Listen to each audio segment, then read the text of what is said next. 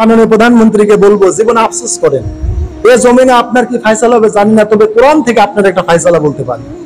যদি আমার এই মেসেজ আপনার কাছে যায়, সেটা হচ্ছে আপনি সূরা ইউসুফ পড়বেন। সূরা ইউসুফের মধ্যে রানী সেই আপনার বিবি জুলাইখার কাহিনীটা একটু আপনি পড়বেন। বিনা দোষে নিরপরাধ ইউসুফ আলাইহিস সালামকে কারাগারে রেখেছেন।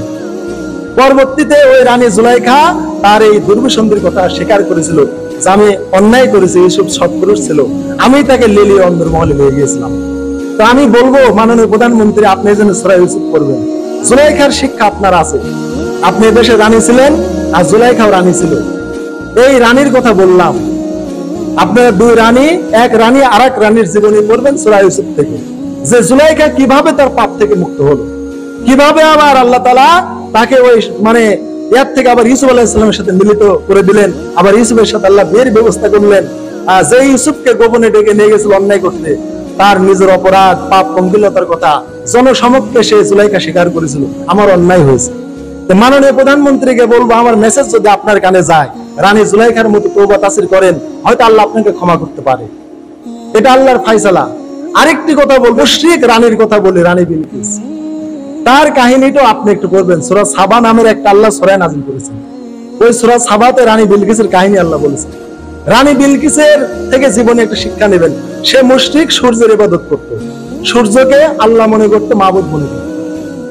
সেই রানী বিলকিসকে যখন সুলাইমান আলাইহিস সালাম দাওয়াত দিয়েছিলেন হেদায়েতের, রানী বিলকিস কিন্তু তখন আল্লাহর নবী সুলাইমানের বিরুদ্ধে জিহাদের কথা চিন্তা করার আগে তিনি তার পরিষদ বর্গ নিয়ে, রাষ্ট্রের জনগণ নিয়ে পরামর্শ করেছিলেন। এই পরামর্শকে আল্লাহ চয়েস করেছেন। আমি আগেই বলেছি পরামর্শের দাম আছে। তিনি সভাসদদের সাথে পরামর্শ করেছেন যে আল্লাহর নবী সুলাইমান চিঠি পাঠিয়েছেন, হুদুদ পাখি, কাঠঠোকরা পাখি চিঠিটা পৌঁছে দিয়ে গেছে, আমরা কি করতে পারি সুলাইমানের ব্যাপারে। পরিষদ বর্গের চিন্তা করলো যে উনি মহা প্রভাবশালী আল্লাহর নবী, তার সাথে যুদ্ধ করা আমাদের সমীচীন হবে না, আমরা আল্লাহর নবীর কথা মানলে আমাদের বরকত হবে। তাহলে উনি পরামর্শ করে জনগণের সাথে কাজ করতেন, আল্লাহর নবীকে ইজ্জত দিয়েছেন। তো আপনি আল্লাহর আলিম ওলামা বান্দা যারাই বিপক্ষে বলে শত্রু মনে করবেন না, এটা আপনার কল্যাণ হবে। রানী বিলকিসের কল্যাণ হয়েছে ওই আল্লাহর নবীর কথা মানার কারণে। আর রানী বিলকিস যদি আল্লাহর নবীর বিপক্ষে যেতেন চিঠি পেয়ে, রানী বিলকিস কুফর নিয়ে, শিরিক নিয়ে দুনিয়া থেকে যেত, দুনিয়ায় যেত, আখিরাতও শেষ হয়ে যেত। আর নবীর কথা শোনার কারণে রানী বিলকিসের দিন দুনিয়া দুটোই থাকলো। তারপরে বিবি জুলাইখা ইউসুফ আলাইহিস সালামের কথা শোনার কারণে, তার প্রতি ঈমান আনার কারণে তার দিন দুনিয়া দুটাই সম্মানের হয়ে থাকলো, যদিও প্রারম্ভিক জীবন অসম্মানের ছিল।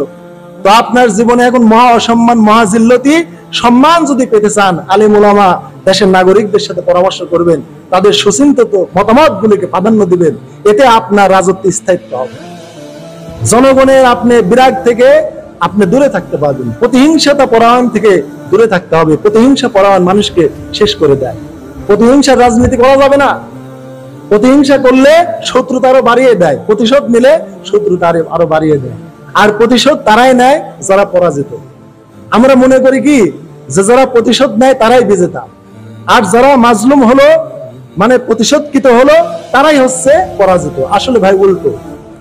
আসলে ও তার কাছে হেরে গিয়েছে, বিবেকের কাছে হেরে গিয়েছে। প্রতিশোধ নেওয়া মানেই পরাজয়। এই জন্য আপনি যখন প্রতিশোধ নিয়েছেন, আপনার পরাজয় তখন থেকে শুরু হয়েছিল। আর আপনি প্রতিশোধ পরায়ণ, হিংসুটে না হয়ে যদি আপনি ক্ষমামুখী হতেন, আপনার রাজত্ব অনেক স্থায়ী হতো। তার একটা বর্ণনা গোলাম মোল্লা রনি দিয়েছেন। উনি আওয়ামী লীগ করতেন, কিন্তু আওয়ামী লীগ কেন বাদ দিয়েছেন? কাদের মোল্লার সাথে শেখ হাসিনার এত সম্পর্ক ছিল, কাদের মোল্লার ফাঁসির রায় হওয়ার পরেও কাদের মোল্লা বলেছিল শেখ হাসিনা আমাকে কখনো ফাঁসি দিতে পারবে না, কারণ শেখ হাসিনার সাথে আমার একবারে বাল্যকাল থেকে সম্পর্ক। দুইজনে একই সাথে একসময় আন্দোলন করে বিএনপিকে ক্ষমতার থেকে করছে। হাসিনার সাথে কাঁধে কাঁধ মিলে কাদের মোল্লা একসময় রাজনীতি করেছে। এত মানে পারিবারিক সম্পর্ক ছিল কাদের মোল্লার। কাদের মোল্লার ফাঁসির আদেশ হওয়ার পরে বলতো শেখ হাসিনা আমাকে ফাঁসি দিবে না, কারণ আমার সাথে শেখ হাসিনা এত আন্ডারস্ট্যান্ডিং, এত গুড সম্পর্ক, আমার বিশ্বাস হয় না শেখ হাসিনা আমাকে ফাঁসি দিবে। কিন্তু আপনি আবার তাকে ফাঁসি দিলেন, কিন্তু এটা আপনি প্রতিশোধ নিতে গিয়ে বিপরীত হয়ে গেল। কিন্তু ওই লোকগুলো আপনার প্রতি ভালো ধারণা করেছিল। সাইদি সাহেবের কথা বলি, সাইদি সাহেব শেখ হাসিনার ব্যাপারে আপনারা যতই বলেন বিপক্ষে, তার বাপের সপক্ষে বই লেগেছেন। আপনি কি জানেন কাদিয়ানিরা কেন মুসলিম না? হোয়াই কাদিয়ানস আর নট মুসলিম, এই বইটা আপনারা সাইদি সাহেবের পড়েন। বঙ্গবন্ধুর কত প্রশংসা করেছেন সাইদি সাহেব। এই প্রশংসা কোনো আওয়ামী লীগের লোক করেন, দেলোয়ার হোসেন সাইদি রাহিমাহুল্লাহ যত বঙ্গবন্ধুর প্রশংসা করেছেন এই বইয়ে, হোয়াই কাদিয়ানস আর নট মুসলিম, এই বইটা আপনারা পড়েন। কাদিয়ানেরা কেন মুসলমান না? বঙ্গবন্ধুর ঈমান কত মজবুত ছিল এই বইটা আপনারা পড়লে জানতে পারবেন। সাইদি সাহেব এটা আজ করতে পেরেছিলেন, বঙ্গবন্ধুর পক্ষে তিনি বই লিখেছেন, কিন্তু তাকে আপনারা কি করলেন? শত্রু বানিয়ে নিলেন। এরকম প্রশংসা, এত হাইলাইট আপনার কোন এমপি মন্ত্রী বঙ্গবন্ধুকে করে না। করেছে কি দিয়ে? মূর্তি দিয়ে, ওই ভাস্কর্য বানিয়েছে, এগুলো স্থায়ী হয়নি। 15 বছরে যা করেছেন 15 ঘন্টায় ধুলোয় মিশে গেছে। অতএব এমন কিছু এই দেশে আর করবেন না যে চোখের পলকে নিস্তব্ধ হয়ে যায়। এত উন্নতি অগ্রগতি চোখের পলকে নিমেষ হয়ে গেল, এরকম কিছু আর ভবিষ্যতে করবেন না। অতএব আল্লাহ যদি ফের আপনাকে এই দেশে আনেন, ক্ষমা করবে কি না করবে এটা জনগণের ব্যাপার। মানবাধিকার লঙ্ঘন করলে যদি জনগণ বিচার করে হবে, কিন্তু যদি আল্লাহ আপনাকে রক্ষা করেন, রেহাই দেন, এগুলো মনে রাখবেন। দলের লোকগুলো মনে রাখবেন, এরকম প্রতিহিংসা পরায়ণতার পথে যাবেন না। যদি যান, দেশটা সুন্দর হবে না। আবার যদি কন যে বঙ্গবন্ধুর প্রতিমা ভাঙচুর যারা করছে তাদের বিচার করবো, অমুকের তমুকের বিচার করব, খালি যদি প্রতিহিংসায় চলতে থাকেন আর প্রতিশোধ পরায়ণ হন আর প্রতিশোধ নিতে থাকেন, আরো শত্রুতা বেড়ে যাবে। শত্রুতা কখনো কমবে না, ক্ষমার মাধ্যমে শত্রুতা কমবে। এই জন্য আল্লাহ তাআলা ক্ষমার দৃষ্টিতে মানুষকে দেখতে বলেছেন। হাসপা সফল জামিল, তুমি উত্তম ভাবে মানুষকে ক্ষমা করো। খালি ক্ষমা না, উত্তম ভাবে ক্ষমা, এমন ভাবে ক্ষমা করবেন আপনি ভুলে যাবেন। আল্লাহ রসুলের চাচা আমির হামজাকে হত্যা করেছিল কে? ওহসী। ওহসী হযরতে হামজাকে হত্যা করেছে, আপন চাচা। এই চাচাকে হত্যা করার পরেও ওহসী পরবর্তীতে ইসলাম কবুল করেছে। ওহসীকে রাসূল মাফ করে দিয়েছেন যে তুমি যদি ইসলাম কবুল করেছো, আমার চাচার হত্যার প্রতিশোধ নিব না, তবে তুমি আমার সামনে এসলে একটু মুখটা ফিরিয়ে রেখো, তোমার দিকে আমার নজরটা পড়ে গেলে আমার চাচার কথা মনে হবে। তুমি আমার চাচাকে কি নৃশংস ভাবে উহুদের যুদ্ধে হত্যা করেছো, অতএব একটু তুমি মুখটা আড়াল করে রেখো।